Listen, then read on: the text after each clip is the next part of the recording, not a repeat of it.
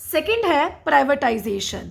Privatisation का मतलब होता है प्राइवेट सेक्टर का रोल बढ़ा और पब्लिक सेक्टर का रोल कम हो गया। तो प्राइवेटाइजेशन के लिए डिसइन्वेस्टमेंट वर्ड समझना जरूरी है।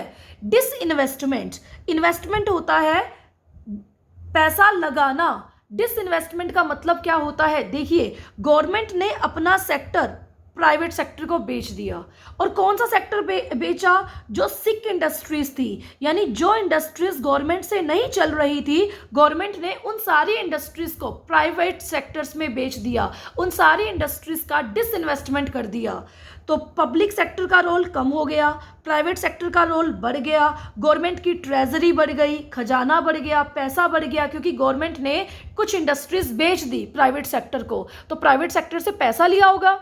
Decrease the asset of government, government की एसेट क्या होगी? डिक्रीज होगी। So decrease the asset of government, क्योंकि गवर्नमेंट ने अपनी एसेट्स प्राइवेट हैंड्स को बेच दी। This is called privatisation. इसी के बाद 1991 के बाद प्राइवेट सेक्टर का रोल बढ़ा, private bank, private school, private hospitals develop हुए। इससे पहले तो सारे सेक्टर गवर्नमेंट के पास थे, गवर्नमेंट देखती थी, तो गवर्नमेंट के ऊपर ओवरबर्डन था और गवर्नमेंट की बहुत सारी इंडस्ट्रीज सिक हो रही थी। सिक का मतलब लॉस कमा रही थी, इसलिए प्राइवेटाइजेशन किया गया। फिर बारी आई ग्लोबलाइजेशन। ये भी 1991 में हुआ था। न्यू इकोनॉमिक पॉलिसी का मेन कंपोनेंट है ग्लोबलाइजेशन, वैश्वीकरण, यानी सारे देशों को जोड़ दिया गया, विश्व के सारे देशों को। Integration of various economies of world into global economy, यानी इकोनॉमीज को कनेक्ट करना, इसे बोलते हैं ग्लोबलाइजेशन। ग्लोबलाइजेशन के होने से पूरा वर्ल्ड एक फैमिली की तरह लगने लगा। गुड्स एंड सर्विसेज का फ्री फ्लो हो गया from one country to another country.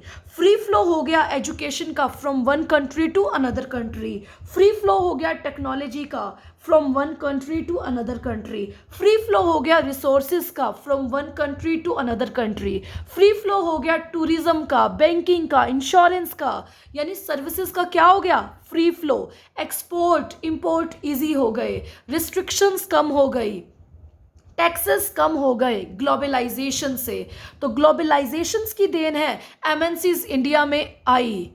MNCs, multinational company. मैंने आपको बताया था पॉलिटिकल एनवायरनमेंट में 1977 में जनता पार्टी थी, जिसे भारतीय जनता पार्टी कहते हैं, इसने एमएनसीज की रिस्ट्रिक्शंस पे रोक लगा दी थी। लेकिन 1991 में नई पॉलिसीज बनी, एलपीजी बना, तो काफ़ी सारी टेक्नोलॉजी हमारे देश में आई, काफ़ी सारी एमएनसीज हमारे देश में आई। पेप्सी, कोक, सैमसंग, सब एमएनसीज, जो बड़ी बड़ी एमएनसीज हैं, वो हमारे देश में आई। तो ये ग्लोबलाइजेशन का इफेक्ट था। ग्लोबलाइजेशन से इंपोर्ट टैक्सेस कम हो गए, एक्सपोर्ट ड्यूटीज खत्म हो गई और टैक्स भी बहुत, टैक्स स्ट्रक्चर में भी इम्प्रूवमेंट आई। ठीक है, तो ये ग्लोबलाइजेशन था।